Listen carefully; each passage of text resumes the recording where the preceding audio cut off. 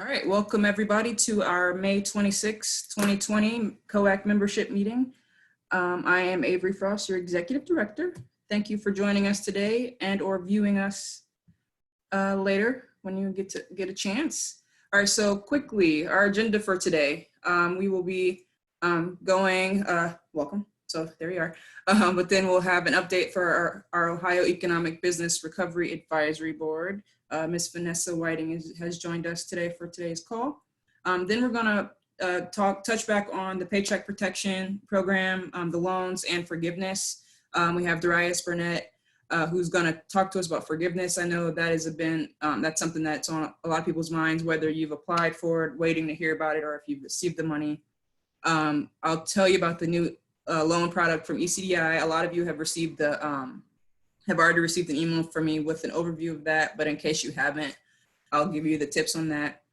Some legislative things that we didn't get to cover on our last meeting on May 13th, as well as a couple of other things, as well as an update from Bureau of Workers' Compensation on the COAC internships that we decided about on May 13th, and then we'll open it up for updates from the floor. So if you have something that you want to share with the membership and or viewers checking this out later, that will be your opportunity to do so. And then we'll make sure that all of those notes get into the summary that we send out with this recording tomorrow. All righty.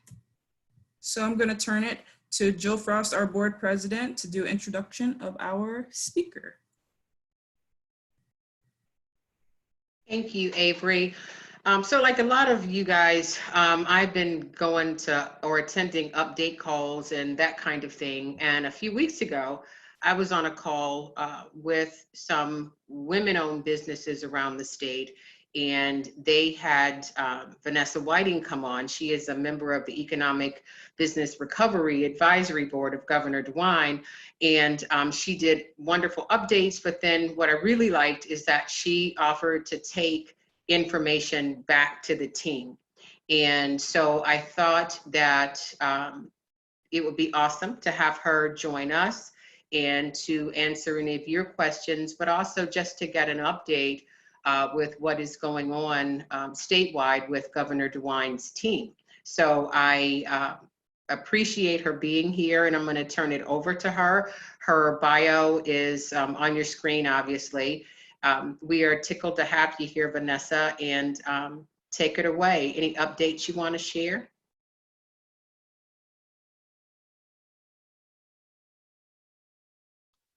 Okay, I needed to unmute myself. I said this will be a quid pro quo. I will update you if you all agree to update me. Done. Part of my role as a member of the advisory board is to bring back to the governor and his staff what's really happening on the ground. And that means for me, reaching out to African-American businesses, small businesses, female-owned businesses. You know, when America gets a cold, we get the flu. So, and we really have the COVID. So I really do want to know your pain points right now and whether things are getting better or worse. But my update, we started the work back in late March, early April. And we met twice a week, actually. The committee is comprised of approximately 16 companies, varying in size. From the chairman and CEO of Procter & Gamble is on the committee, Frank Sullivan of RPM, and you have businesses from rural Ohio, which may have 2 or 3 employees. I represented the quick serve and restaurant industry. There were other restaurateurs on the board, but again, I would be considered a small business. We range, it says 350, but right now we're up to 600 employees, anywhere between 500 to 600, depending upon the season and just what's going on. So, but that's spread across 16 restaurants. So each restaurant may employ 20 to 30 people at any given time. Having said that, our first task was to come up with requirements for reopening, and we did that. So the requirements that you saw initially were requirements developed by the Economic Advisory Board. after the first set of opening requirements, where there are some that are mandatory, some that are best practices. You can find those on the State of Ohio website. And there are specific opening requirements for every industry. And then there's some general requirements. If your business is already open, I implore you to print those requirements out. I'll send them to Jill if you don't have them, but I can send, there are 6 industry requirements, restaurants, retail, manufacturing, and most of the requirements, there's some general requirements, and then there's some requirements that are specific to the restaurant industry, specific to retail. Some of the pain points that I'm hearing, particularly from small businesses, is how to access PPE, right? There is a consortium at the state level that is purchasing PPE that small businesses can purchase from that consortium. It is not adequate. The state is still trying to stand up the supply chain. The nation is still trying to stand up the supply chain. But right now, you don't have to have masks, you have to have face coverings. So if you cannot find masks for your employees, you can use bandanas. We started early at my franchise. Before anything was mandated, I went on the website and bought 600 bandanas until I could source the disposable masks, which I have now sourced. Let's see, sanitizer, enhanced cleaning is required. The 6-foot distancing is required. If you simply cannot distance 6 feet, you have to do enhanced cleaning and that sort of thing. But all of that information can be found in these specific plans for specific industries. I also would like to share with you that the Cleveland Clinic, for those of you who are in Cleveland, the Cleveland Clinic will come to your business and assess what you're doing and give you recommendations for free. They will do this for free for now. And I will share that information again with Jill, how you can take advantage of that. They're also partnering with businesses, and so that they'll give you a certification, if you will, that you're working with partnering with the Cleveland Clinic on your COVID practices. And that will give some consumers comfort if that's something you want to avail yourselves of. That was phase 1. We're now on phase 2, and actually had a call today with the advisory board where we heard from Jobs Ohio. So the emphasis now is what's the next step? How do we recover? How do we assist businesses in recovering now that they've reopened? We're at an inflection point in Ohio with the COVID. We can reshape. The narrative is we can reshape our economy. And how do we do that? And what does that look like? The report was in draft form. I can share some of it with you.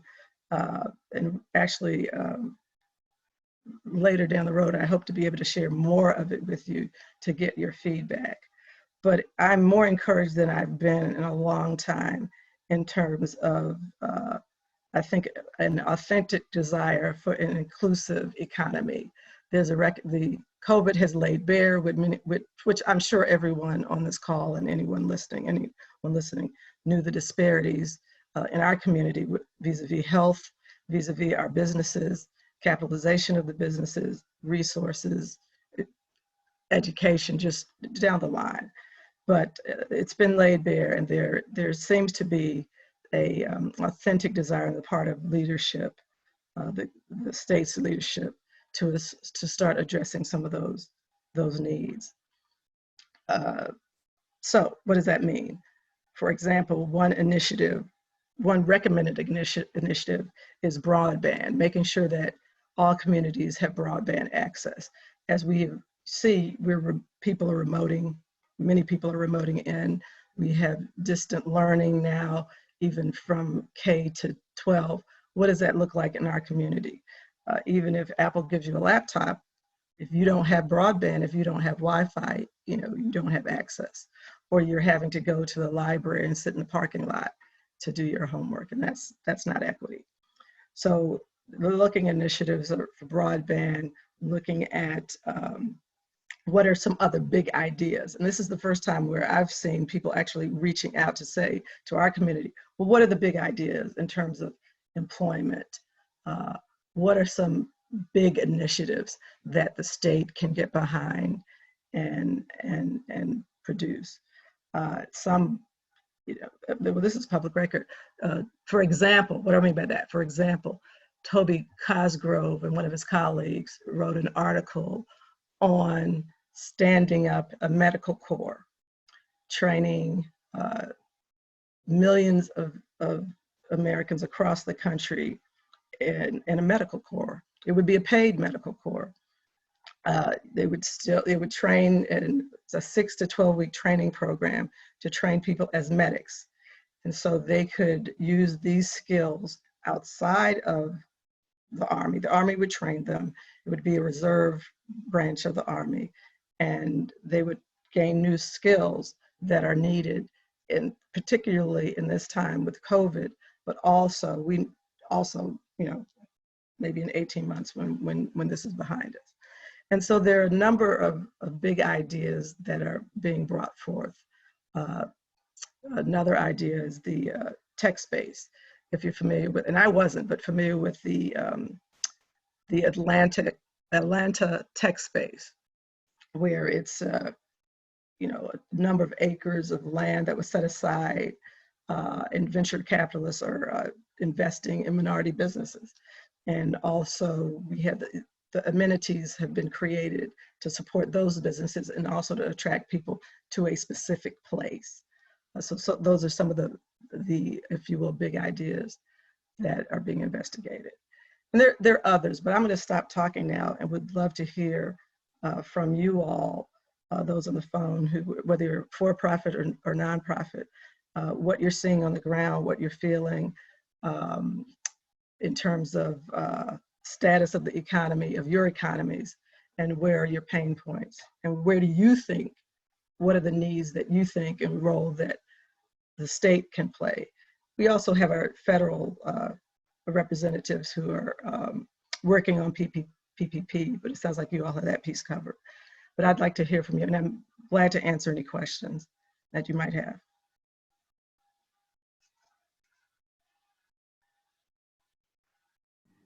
This is Darius Burnett. Hi, Darius. I own a couple companies, a bookkeeping and tax firm, and then a payroll company as well. So I get to touch base with companies from startup to $40, $50 million in revenue. The biggest challenge I see for minority entrepreneurs is the quality of the information that's being disseminated to our communities.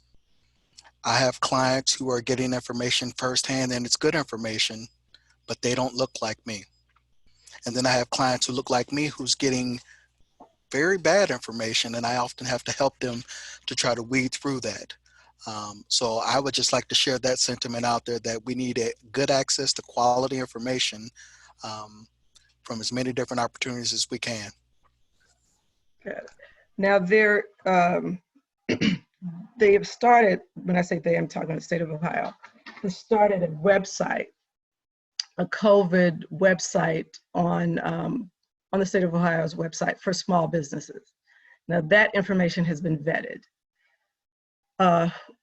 One thing that I did, that I've been talking about early on is just what you're saying. We need to have the information pushed out to, for example, to your organization, so that you can then push the information out to your mailing list. And Darius, what's happening is we see it's static. The information is somewhere. I mean, legitimate, good information is somewhere, but we all don't know where that where is. So they have started the, if you go on the Ohio, and there's some links again, and Jill, some of this I can shoot to you, but there are legitimate links now, legitimate websites that we can go to with legitimate information. And you're right, oftentimes, even with the PPP, if you were if you're a banker and you had a relationship with a bank, they called you. They called you and said, this is coming and this is what is needed. But if you did not have that kind of relationship or that banker who cared enough to make that call, you were swimming upstream. This is Sherry Hamilton again with Ohio Black Expo. Thank you for that information. It's really, really good information. And I know that Avery and Jill will be pushing that out to membership, which will get to quite a few businesses, especially here in Central Ohio. We had a small business workshop last Thursday, and at least a couple of our sessions did cover PPP in depth, but we took a poll to see how many businesses had even applied, and I think it was about 40%. And a lot of the folks in the follow-up question said that they didn't apply because they don't feel like they have their paperwork in order, they don't feel like they could qualify and that type of thing. And so to piggyback on what Darius is saying, I think that because of the misinformation, you just automatically assume, oh, there's no way I'll qualify for that, and that may not be the case. So I think I agree, continuing to be able to push out reliable sources of information. So that website, I think getting it to as many Black organizations as possible, that will help specifically address those concerns in the Black community of those who think that there's nothing for them, especially if this continues to drag on. It is not too late. In fact, the second round was not oversubscribed. So there's still PPP money that has not been dispersed. So I would encourage your members to apply. It was not, I applied. It was not an unduly burdensome process. People were thinking you needed, a ton of information. But if you had your payroll, okay, and your tax returns, or depending upon the bank, right? But basically you needed your payroll. And if you had your payroll from the previous year and your tax estimates, that's really what you needed. And so I'm going back to tell people, please apply if you need those funds. This is Darius Burnett. As of this morning, there's approximately $120 billion left out there unused. Right. So there's still money. We should be applying. And you've heard the federal government is looking at extending the forgiveness period. And I know a lot of people were concerned about that because they don't need a loan, right? They needed a grant. So in the next, I think we'll hear this week how, whether that is going to be extended. But there's still money available. So this is Tasha Jefferson. Thank you for the information, Vanessa, so far. I have two, question statements, concerns. One on the PPP and the advance. For several of my constituents and clients have applied for it, and their credit was pulled, obviously as part of the process, and they were either denied or they suffered a credit score drop. Do we have any, insight into why credit is a factor, or how it factors into this decision that is, needs-based based on this overall economic, disaster in the economy? That is the first I've heard that credit was pulled for the PPP. Yeah, even for just the advance, yes.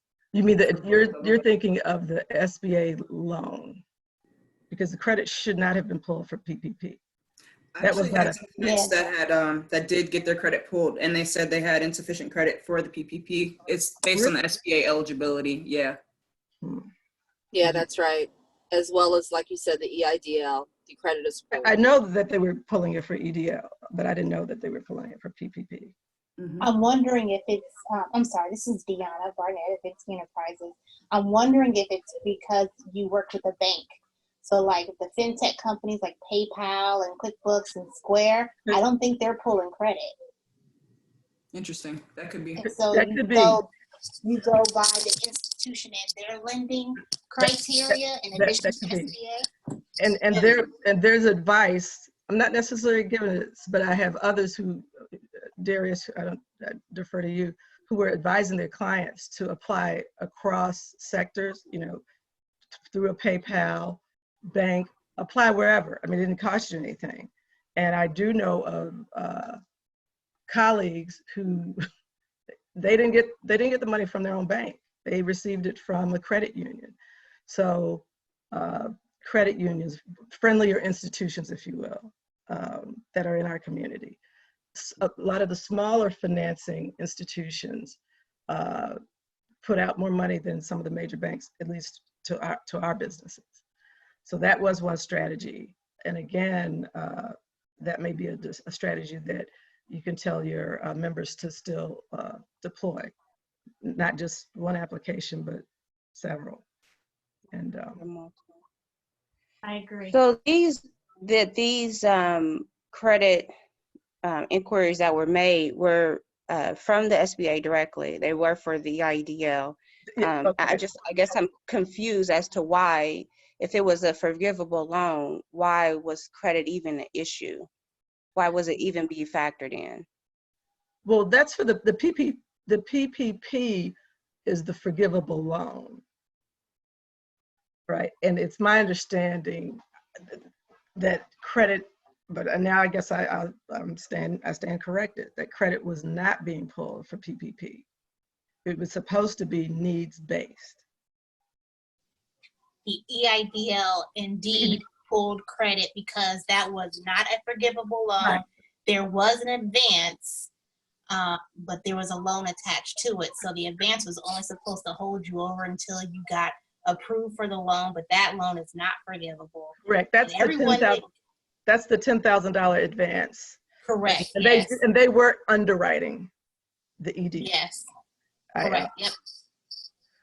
and sometimes the PPP it wasn't appropriate for everyone because their issue wasn't payroll, it was rent, it was supplies, it was something else. So I understand why one would do that. But if you have a payroll, if you need to pay people, PPP is the way to go. Well, you have to determine that for yourself. You have to determine that for yourself and for your business. But that is the forgivable loan. Okay, thank you. And Oh, go ahead. no, did someone else have something on that topic? Because my next. Yes, I did. I just wanted to share what I learned from some of the Black business owners who could not apply for PPP. They were paying their people by cash, and so they did not have records of payroll. And yes, that's an issue. That's another topic of discussion. But there were more cases like that where they didn't have the proper payroll reports to even apply for the PPP. Right, and in some instances, it just wasn't appropriate. It wasn't applicable for the situation. My hairdresser, who owns her own shop, but most of her, they're not her employees. They're booth renters, right? So she needed money to pay rent, utilities, her overhead, not payroll. So that's an instance where the EDIL was more applicable. But that is an issue in our community of paying cash, and that's something we need to work on because, you know, when you go to try to draw Social Security, you have no evidence of income, and that comes back to bite us. So that's an educational piece that we, not preaching, but just explaining why you need to come above, you know, from under the table, if you will. And even if you pay cash, well, we know why they're paying cash, but I was gonna say, you could pay cash and keep records. I'm not being naive, I know what I'm saying, but you can, but if you're paying under the table, you're not gonna get the benefits of any of this. Right. Or Social Security when you're 65 or 70, you're ready to retire. And we see that in certain industries. So I've been preaching, working with salon owners to convince them of the reasons why, you know, you should pay some taxes, right? I see Darius smiling. So my second, I guess, question concern from the ground is my personal burden. So I am a small business owner. I also have a day job, and I also have 4 children, of which one is 4 and the other is 15. And so I'm pulling triple duty. And so I am finding it to be very difficult to balance all of these responsibilities effectively. I don't want my children's education to fall behind, but when I'm working from home 40 hours or more, and then running a business, in the margins of that, there's only 24 hours in a day. My stress level has increased. It's amplified dramatically. And so I guess it's just a concern. I don't know what the answer or the solution is to this, but it is just, me expressing, to someone who has the ear of, policymakers, that these are real life concerns. We don't want our children's education and development to fall behind. We are having the same pressures of work in business that we're trying to execute at that level, and we're just stretched very thin, and we don't have the resources to accommodate that. It would be nice if we were able to have, some type of, when our jobs are able to allow us to have time off, but if they're not, and we're facing that situation because we have to continue with the work and continue that level of responsibility, what are we to do? Well, actually, I was flipping through my notes. I spent the weekend. I'm going to answer that question in 2 ways: employer, employee. And forgive me because I can't find my notes, but I believe it's the Families First Act. If you all are familiar with the Families First Act. In the Families First Act, there's a provision that states employers with fewer than 500 employees, but more than 50, have an obligation to pay paid leave to an individual who does not have daycare or whose child has been closed because of COVID. And I don't know if a lot of people know that. Again, Jill, I'll send you the poster. Okay. I was looking at it for 2 reasons. I'm an employer. Depending upon the seat, what's going on, I may have less than 500 employees. I could have 499 on any given day. And I certainly have more than 50. So I wanted to make sure that I, as an employer, was complying with the law. That's a very powerful law. And it was effective April 2nd through December 2020. Also, you don't have to have had COVID. You have to, your child care, daycare, school was closed down because of COVID. So I'm going to send you the information in the section, and I think that's something that your group should really look at, because I don't think a lot of employees, and I'm also concerned about employers, particularly minority employers, who may just have not heard of it. To Darius's point, they're not getting the information, and so you could be out of compliance and receive, because you need to have a good faith effort that you attempted to comply. Now, if you have fewer than 50 employees, you're exempt. So if you're really small, don't worry about it. But if you're in that mid-level small business, so that's one thing. So that's a recognition that people just, I'm sorry the speaker wanted to call her by name, but. Oh, yeah, so this is Tasha, yes. So Congress has acknowledged your pain. Well, yeah, it's just that my employer is larger than 500. And so we're, So I that find was it the interesting that they exempted the large employers, don't you? Mhm. But in any case, so sorry, but if you had a smaller employee, what Congress also did though is for the employers on the phone not to panic, we'll receive a tax credit. So it's 100% reimbursable. Okay, if you have to give this paid leave. The other aspect of this law is that we want to encourage people to stay at home if they're sick. So if you have to be quarantined because of a lockdown, a stay-at-home order, or a health department quarantine order, then that employee is paid the 2 weeks of lockdown at their full salary, or if they're an hourly worker, you pay them their average hourly wage for that period of time. And that is because we want to encourage people to stay at home, and we don't want people to have to choose between health and a paycheck. But employers, you need to know about it because you need to file for the reimbursement. Now, when I first looked at it, I'm like, oh my gosh, this could be a problem. Cash flow, right? Because it could impact your cash flow if you're paying people who are not working.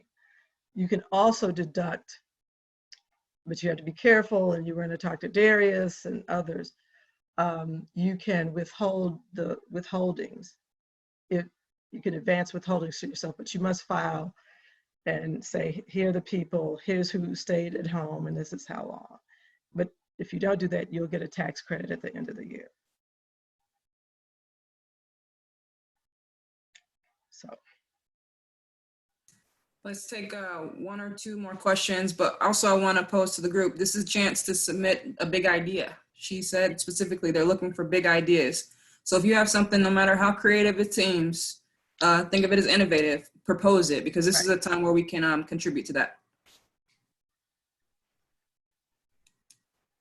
And if you don't think of it now, Jill knows how to get in contact with me. You can send me the, just send it to Jill, she'll get it to me.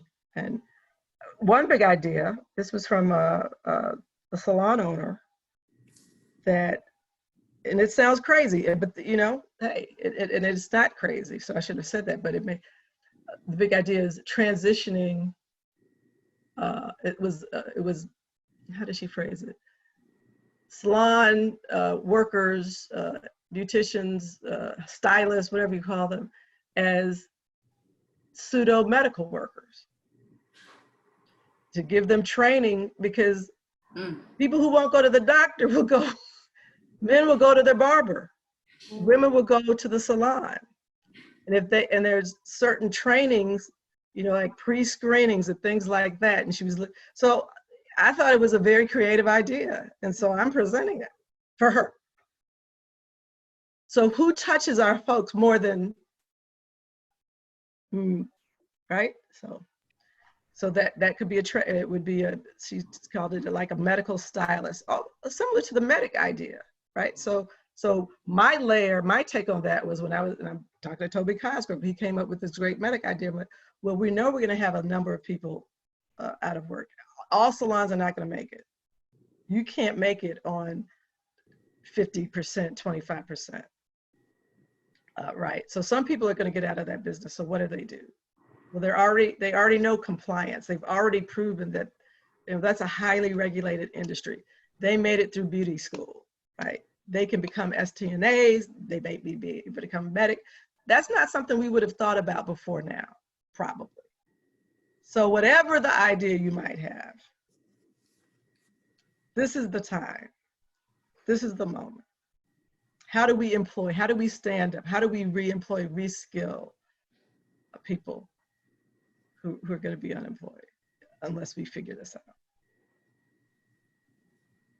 And Vanessa, along that same line, has there been any thought given to a safety net or something to help our childcare providers?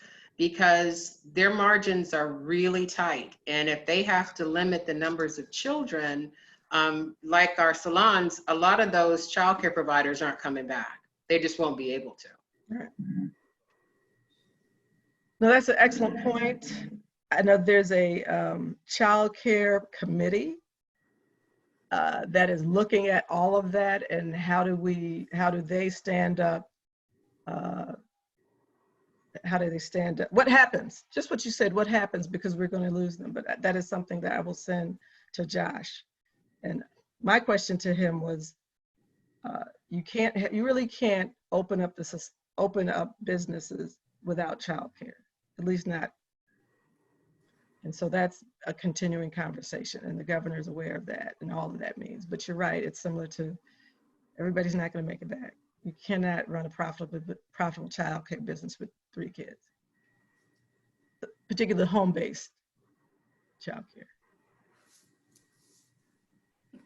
Yeah, I'm glad that to hear that you all are thinking about broadband access statewide. But I definitely want to hopefully this is reiteration of something that's been said. But we have some neighborhoods and urban centers that are as dry on broadband as they are in the Appalachian region. Yeah. Right. And there have been a lot of consortium efforts and focused energy into publicly funded extending the broadband in the mountain areas. But something similar here or in any major metropolitan area would definitely be worthwhile, because it doesn't really make sense for people to have to go to a library parking lot. Right. Like, and so it should be a utility, it should be like the telephones. You lay the lines, and that's going to take state and federal, to push. I'm not backing off of that. I'm agreeing with you. But right now, what I'm hearing is partnerships, public-private partnerships. In my opinion, that needs to be a public piece. Yeah, like in the city of Columbus, there is a city Wi-Fi, but it's only available to city buildings. Right. But there are lots of people in between city buildings. So how do we bulk up the capacity of that broadband or existing broadbands? I think that might be a more, sort of achievable. We won't get everybody at first, but if we're talking about kids having to do distance learning for yet another school year, and our kids are already behind, that just compounds everything.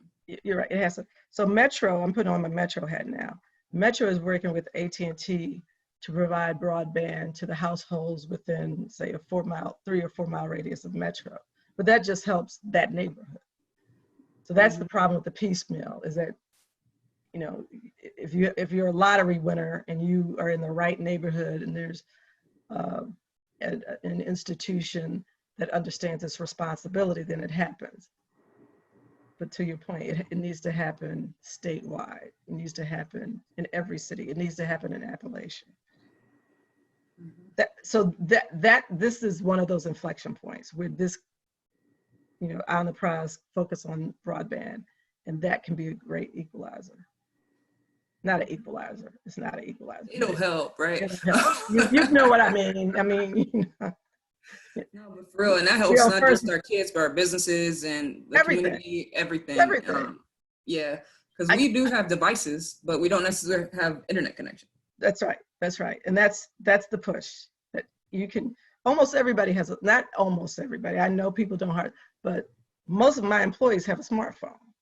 Doesn't mean they have Wi-Fi at home. Right, so they may have a plan.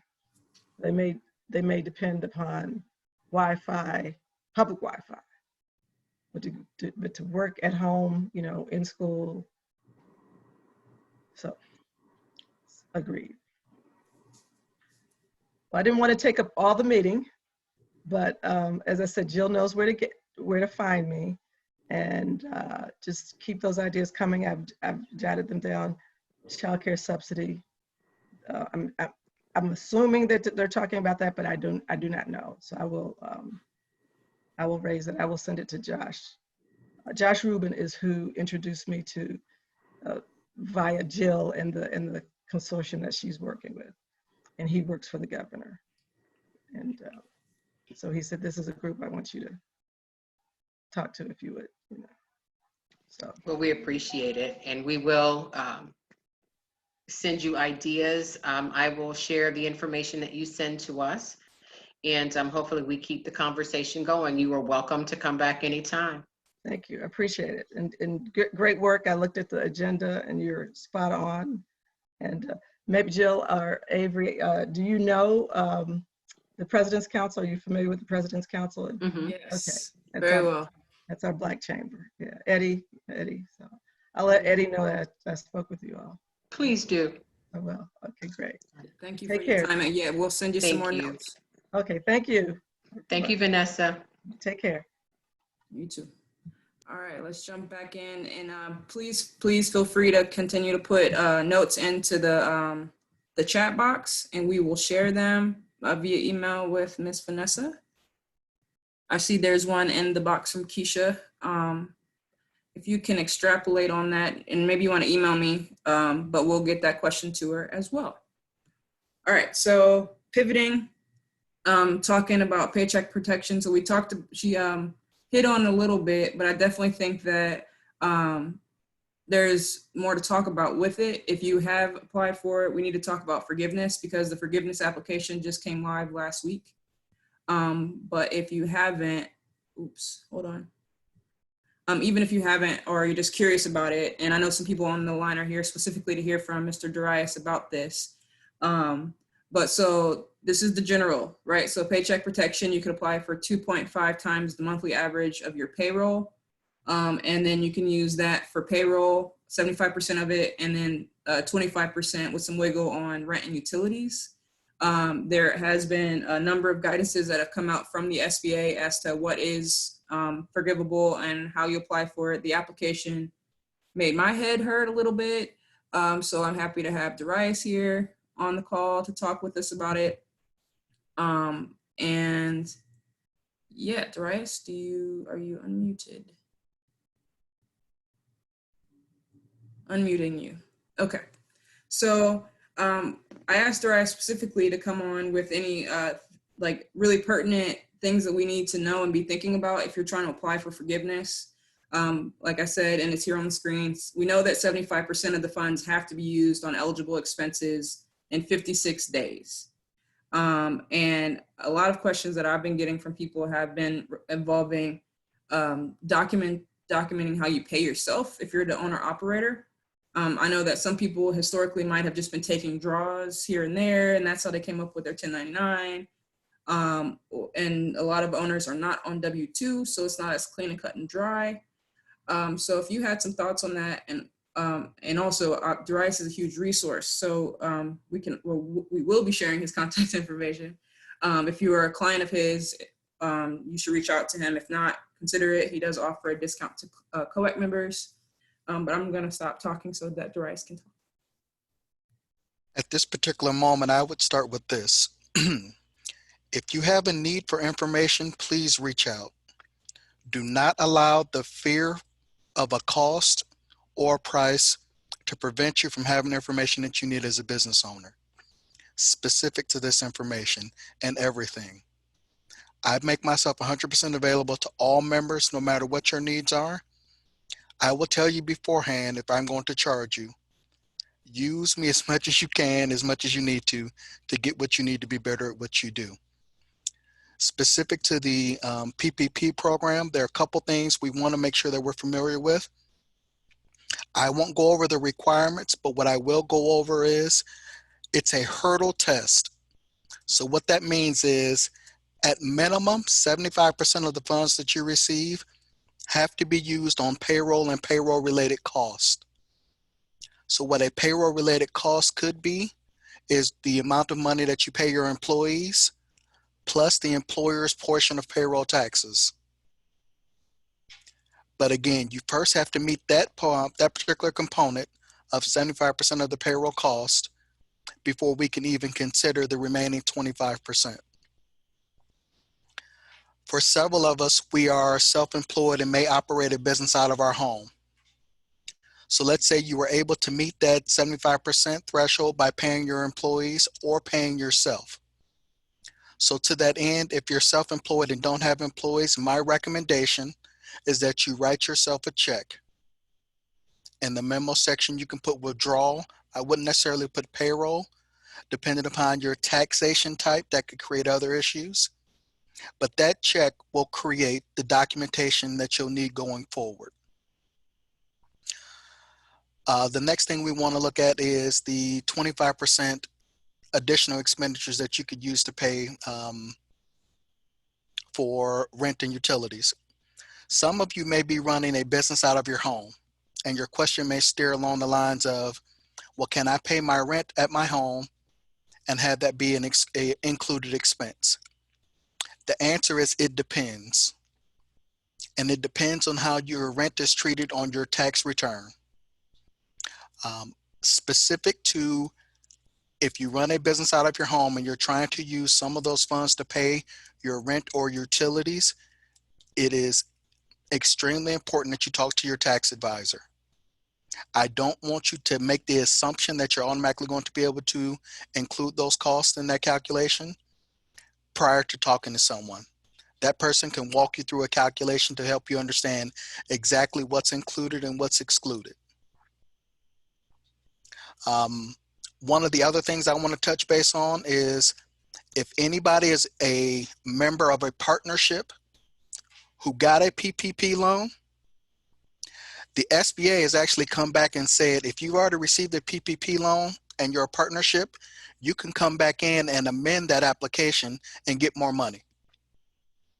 Most people aren't talking about that. This specifically only applies to partnerships.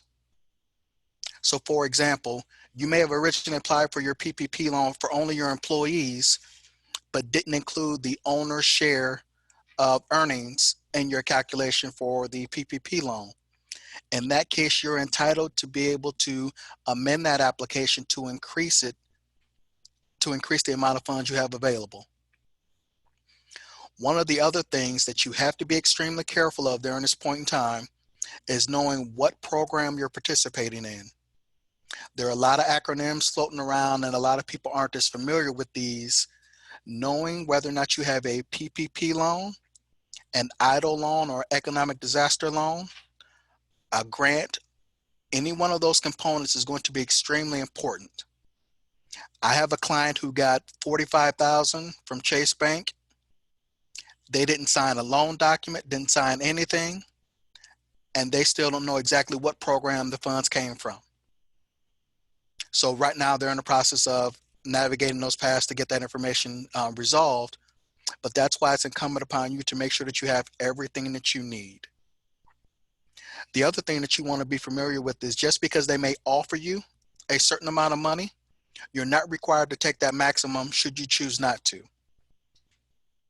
I would encourage you to talk with your tax advisor or someone who could help you to understand the ramifications of taking the loan, not taking the loan, but always being able to have that information first and foremost. The last thing I'll touch base on is the loan if you actually have to repay it. The loan, if let's say you don't meet those guidelines, it gets converted into a 2-year note. So you have to repay those funds over 2 years at a 1% interest rate. Now, the SBA also passed a guidance that said that they'll make the first 6 months payments, which for everyone, your first loan payment isn't due until 6 months after the date of disbursement.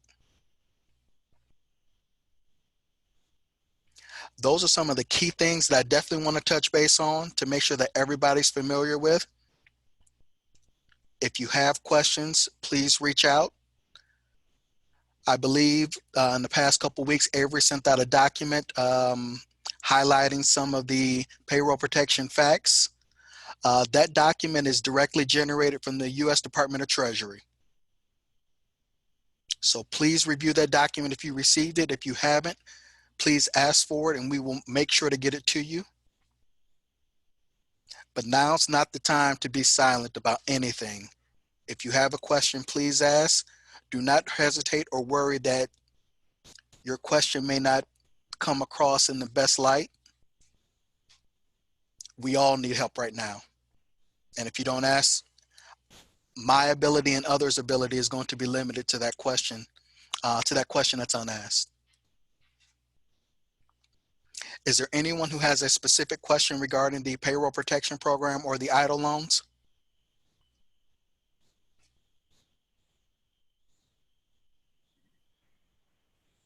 No questions. We got an expert here. Who we got?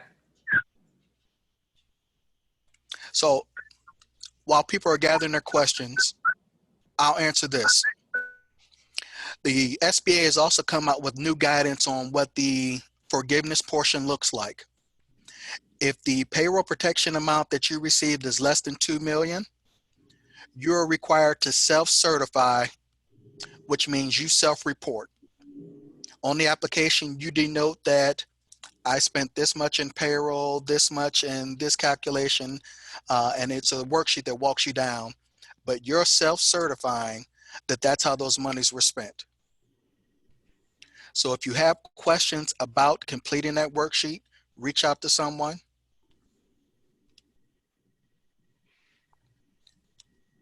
Sorry about that. I was reading a couple of the comments from the chat. So there's a question that the business owner has to request forgiveness. That is 100% correct. Even though the loan, so first and foremost, it's a loan. You should have signed loan documents in some way, shape, or form, whether it was electronically or in person, before disbursement of those funds. So this is a fully fledged loan. If you don't request that the funds be forgiven, they will not be forgiven. That is an application separate from the original loan application. So it is going to be incumbent upon you to actually do that research. Make sure that you've touched base with your payroll provider or whomever. What I'm recommending to everyone, if you have a payroll provider or if you have a tax advisor, 4 weeks after you've gotten those funds, reach out to them. Have them do a calculation to help you understand exactly from the date that you got the disbursement, how much money has been spent in which of those areas. That way you know exactly where you stand prior to those 8 weeks ending.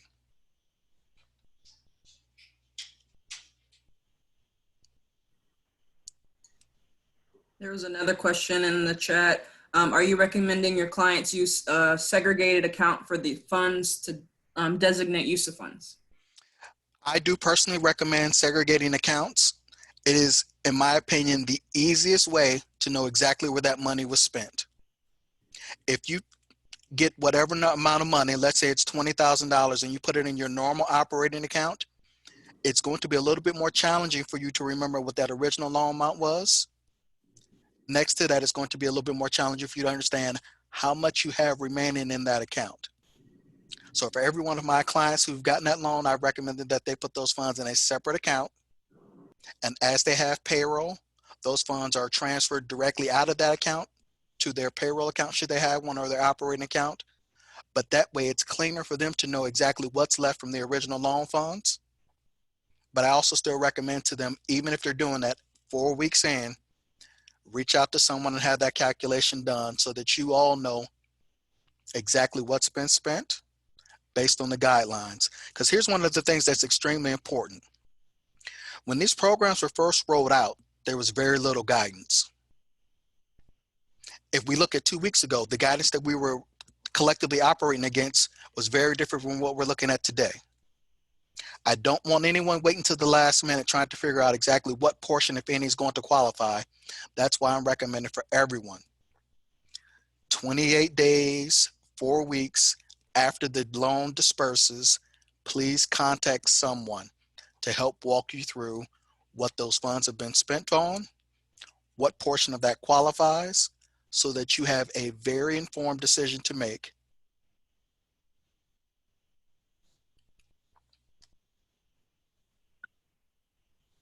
Ryan, this is Julian Adams. I have a question in terms of the clock. So the 8-week window in relation to like our Patriot. So, you know, when I got the PPP loan, we didn't start paying people until the week after for the previous 2-week pay period. So I'm just trying to understand, you know, what it is that they're looking for, you know, in terms of our records to submit. So if I understand the question correctly, you're trying to understand what type of documentation are they going to ask for? So I have the documentation relation. That's not the problem. I'm just trying to figure out the relation between the 8-week window of when that starts. So they're like, oh, that starts immediately in relation to our payroll period. So when we pay. So let's just say hypothetically, I received, our PPP today. So it got funded today. So the clock is supposed to start today, but we don't pay our employees until, Friday for the previous 2 weeks. So how does that work? So are we saying that that entire 2 weeks goes against the funds that I've received? So is it going retroactive? I'm trying to understand where I'm supposed to start the clock in terms of our payroll period. Okay.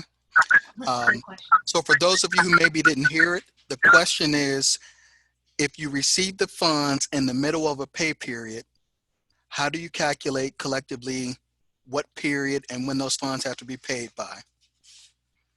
So through the forgiveness application, there's technically 2 periods that you can use. The first is the covered period, and the second one is the alternate payroll period. So the covered period just follows the actual pay dates. So what it does is it looks at the payroll as being earned the day it's paid, or the payroll is earned the day in which it's earned. But you get to elect which of those options you want to choose as it pertains to the covered period. So for example, let's say you get the monies today, but your payroll, you have a payroll that's Friday of this week that covers the prior pay period. You could elect to choose to include that payroll that hits this Friday because it fell, because it fell after the date of disbursement, or you could exclude it if you chose to. But when you calculate your 8 weeks from that date of disbursement, it's probably going to fall in the middle of a pay period. As long as the payroll for the period that was included in there is on the most recent pay period following that 8-week period, you have the ability to include that in there as well. So if anyone hasn't gotten a copy of the actual application, I will send a copy of this to Avery to disseminate to everyone. On page 5 of that document, it walks you through the different options for the pay periods. And ultimately, it will be your choice on which period you elect to choose. But I believe, in my humble opinion, many people won't necessarily have to worry about that, depending upon their payroll, because they will already supersede the 75% requirement. And that's why, to me, it's incumbent upon everyone to meet with someone to review that 4 weeks in so that you know exactly where you stand.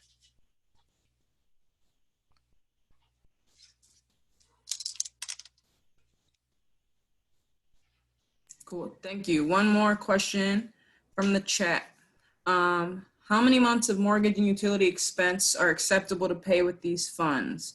Is it permissible to pay 2 months, 4 months of mortgage and utility expenses? Well, I know, first of all, isn't it just interest on the mortgage, not the mortgage note itself? Correct. It's just the interest expense. It's not the principal buy down that would be included for these purposes. So there are a couple factors to that. In order for the interest expense on that loan to qualify, it has to have been a loan type that was started prior to February 15th of 2020. So whether it's a lease, a mortgage, utility account, they all need to have been established prior to February 15th. And those funds can be used of any of those through the period, I believe, through June 30th. So you're not effectively allowed to prepay expenses. We're looking at real-time expenses. So perfect example, I have one client who is a barber. He owns a salon. He got a PPP loan. He does not own the building. What he wanted to do was prepay his rent for several months in advance. And what I had to walk him through was the forgiveness application and show him exactly how it's calculated. But first and foremost, we have to meet that payroll requirement.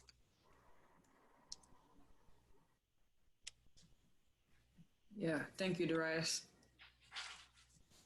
So I think that I know, well, the feedback in the chat says that you've been very helpful. The last thing I will touch on, I want to make sure that everybody has access to this application as soon as possible, because there's going to be some terminology in here that you may not be familiar with. So one of those terms is FTE, or full-time equivalent. One of the things that they often talk about, but not in great depth, is that technically for the payroll protection program, you're required to maintain your prior full-time equivalent from a staffing point, pre-pandemic to the end of receiving these funds. The goal is to get you back to full employment.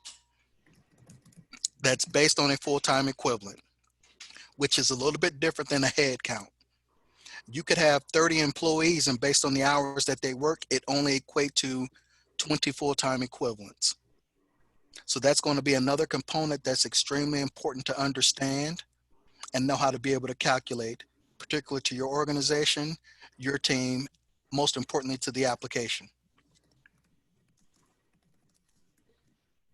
That's real. I was trying to do calculations and theoreticals based on what people might be trying to fill out with that application. And what I know is I would be referring people to somebody that does this, both an accountant and an HR professional, because the machinations and the calculations at first read, you would think that, oh shoot, they're not gonna forgive me. But actually it's just like you have to go to page 3 and then to page 9 and then back to page 3. And then back to page 9 to do some more calculations, and you just have to kind of power through it. But more importantly, you need to reach out to people who are resources like Darius. I'm putting, and also we have a few people who are chamber members who would be useful to you. So if you're one of those people, just like shoot me a PM so we can let people know that as well. But also I just put in the chat the link to the PDF for the forgiveness application. And so we'll also make sure we include this tomorrow morning with the recording of this meeting. But thank you so much, Darius, for your insight and your mind and sharing all of that with us today. And I'm most likely to be reaching out to you to ask some questions. And so let me jump back into, hold on, technology, work with me. I'm trying to get back into the screen share. 1 second. Share my screen. We just have a few more things to cover. This has been a really another deep meeting. So I'm glad that everybody is powering through and listening in. Don't mind my screen. All right, so what I wanted to tell you about, I couldn't really give you any information last week or 2 weeks ago, was that, so we talked about the ECDI recovery loan, which is the 6-year term loan, 6% interest up to $20,000 that can be used for working capital, equipment, leasehold improvements, and some other things. They are looking at credit 580 plus, and you have to be eligible for SBA loans, meaning you don't have delinquent child support, student loan debt in default. You can have student loan debt, but you must be making payments on it. You can't have active bankruptcies, and you can't have some specific crimes within 5 years. And so, but I also wanted to tell you about this new loan product called the COVID emergency loan. And many of you have received information from me this week via my CUL email. But so this is their version of a quote unquote forgivable loan, if you will. So basically it's a 6-month term loan up to $5,000. There is no credit check associated with this, but you still must meet those SBA eligibility requirements that I just mentioned. And so if you remember, Darius said that the SBA is making 6 months of loan payments. This is a 6-month term loan. The SBA makes all of the payments. That is what I'm allowed to say. And so I'll include this in the email and I'll resend it, but if you can use up to $5,000 to help your business and your business has been impacted by COVID, this is something you should apply for. The application is very short. It's 8 pages max. They're taking maybe about 2 weeks to walk people through it. Our friends over at ECDI, Jesse Mark and Chandrita Boykins, are here to help you, as am I. I have walked a lot of people through this. The most important thing, this is for-profit businesses only, unless you are nonprofit daycare. They are not checking your credit, but they are going to do a background check. So that's why we're talking about those eligibility things. And again, you can have student loan debt, but not be in default. You can owe child support, but you can't be in like 60 days delinquent and also pay your child support. That's just my commentary. But there are very few barriers to accessing this. It's 2 forms. You have to do the application. You have to submit a child support information form, even if you have no kids, even if you owe no child support. It's a required document. And then you have to do 2 forms of government issue ID. It's really easy. Again, this link will be in the email tomorrow. My goal is to get all this money gone and get it to people that are small businesses that look like us. You have to have less than 5 employees, or I think it's less than $100,000 in revenue last year. But just look at it. Ask me if you have questions.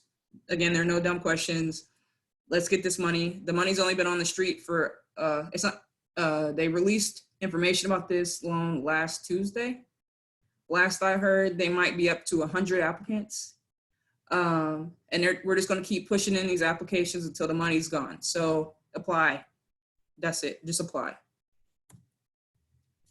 Our government update is, you probably saw in the news, and there's a link to it, but the mayor of City of Columbus used his emergency powers to create the set-aside program for the City of Columbus. The most important things we've talked about this at length and almost ad nauseum, but this is in relation and reaction to the disparity study that came out last year. But specifically, this creates a set-aside program across the board, across all contract types for minority and women-owned businesses. So if you are not yet certified with the city, you want to get certified while they're figuring out the nuts and bolts to this.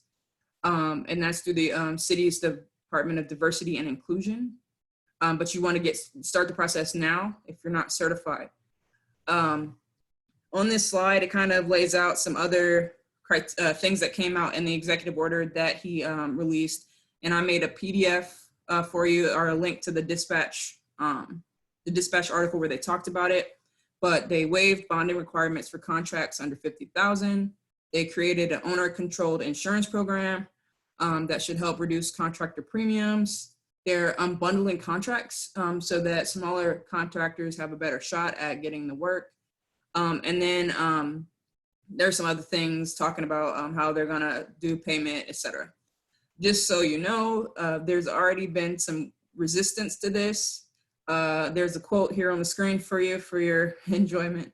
The president of Central Ohio Associated General Contractors said, when you set aside something, you're taking away from somebody else. And he said that this emergency order was an example of never letting a crisis go to waste. And so the funniest thing is the disparity study specifically outlines how hundreds of millions of dollars in contracts went unfairly to different population groups in the city. So it's really not taking away anything as much as it's trying to kind of set some order and create some balance. That's all the commentary I'll really give on that. You've all heard my thoughts on it, but I wanted to make sure that I gave you the update. And also, again, if you are not certified and you're interested in doing work with the City of Columbus, the best way to get involved with it is to get certified now.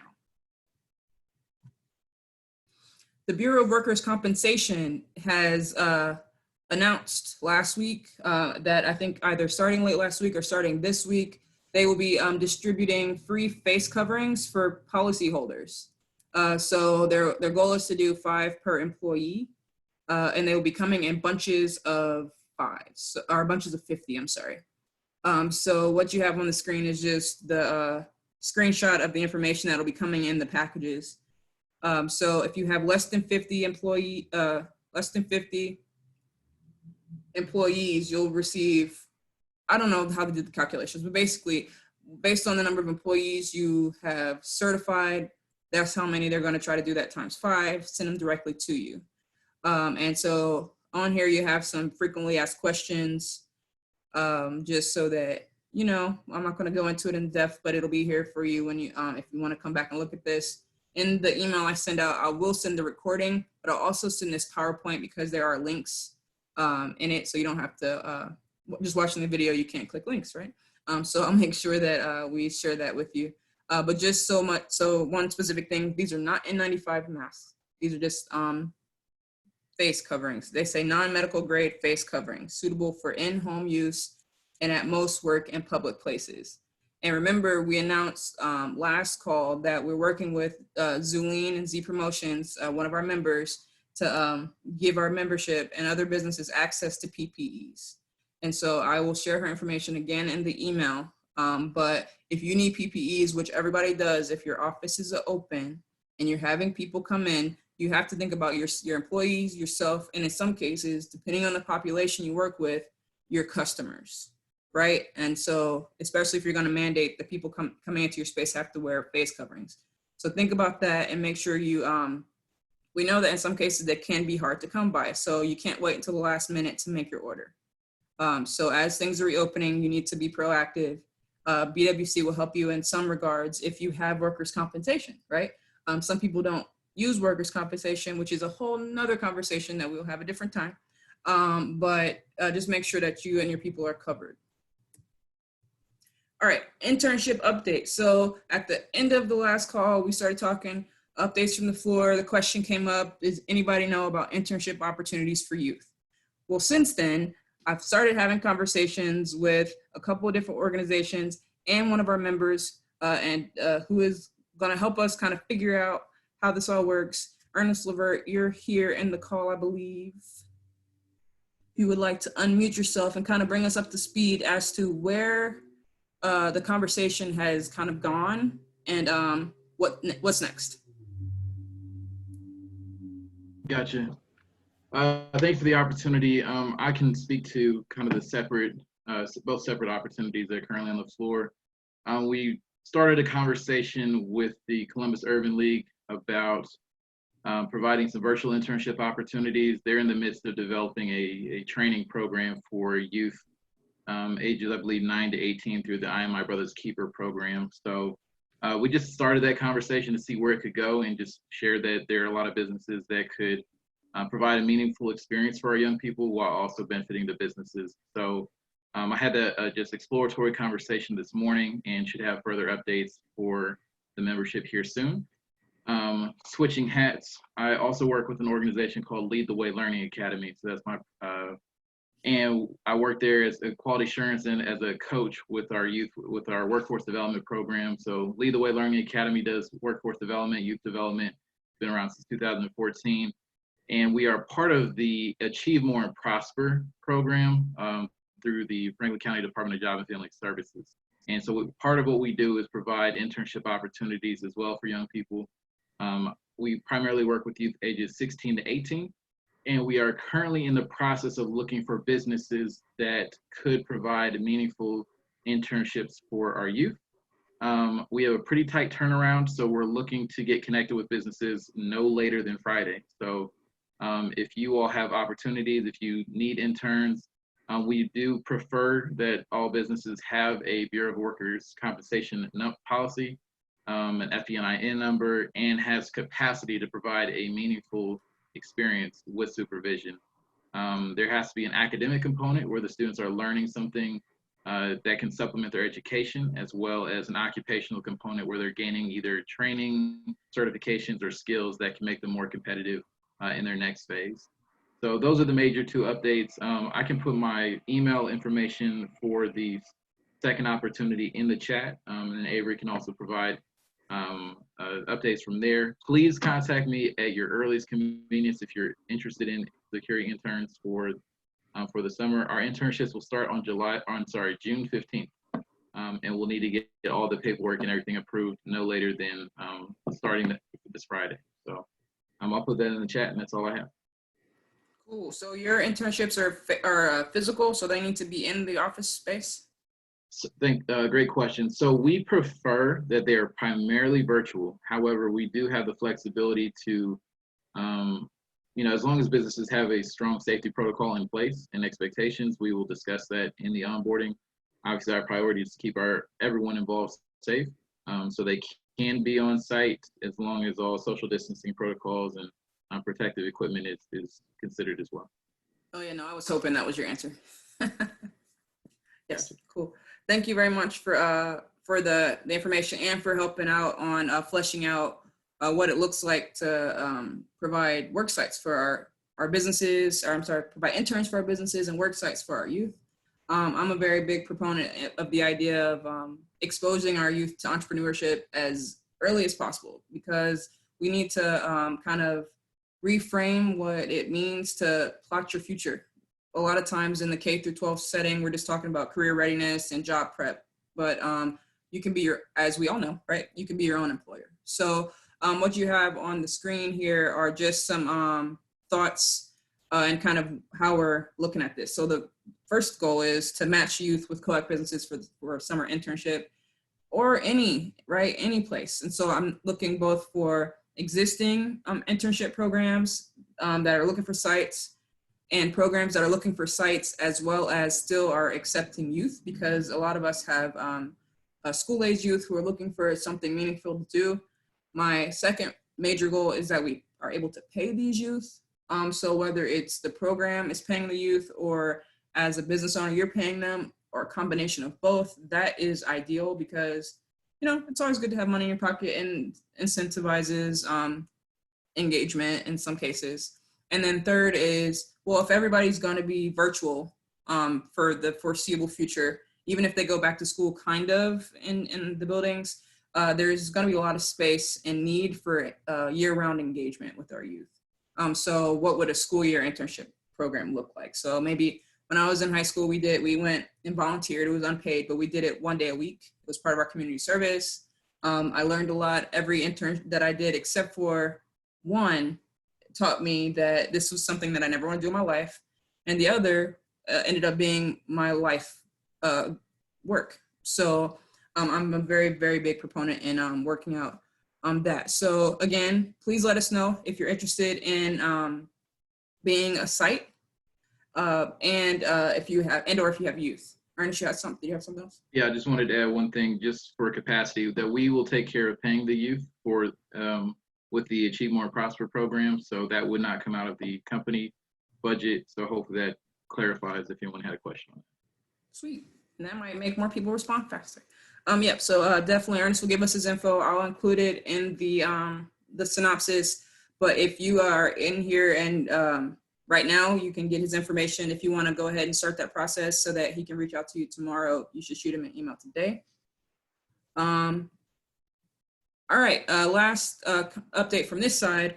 I'm going to be participating in a webinar panel discussion on June 5th. As soon as I get the registration information, I will share it with you all. But the Community of Caring Development Foundation, Greater London Business Network, and New Salem are hosting this panel. And the idea is to discuss resources that are available to our businesses in a realistic kind of way, like what's really out there. So you'll have me. I'm talking about COAC and about the Urban League program that I'm running, the Minority Small Business Resiliency Initiative. You'll have Douglas Craven from ECDI to talk about their loan products. And then you'll have Keith Warren. So Keith is at West Banco, but he's also, I think, the Chief Operating Officer at Headquarter. And so he'll have cool perspective from both sides of it, from the lending side, but from the business owner side as well. It'll be an hour on a Friday. So as soon as I get that information, because that's a week from this Friday, I will share that with you. And last, I guess, any updates from the floor? Now is the time if you have something that you would like to share. Just unmute yourself and kind of speak on it.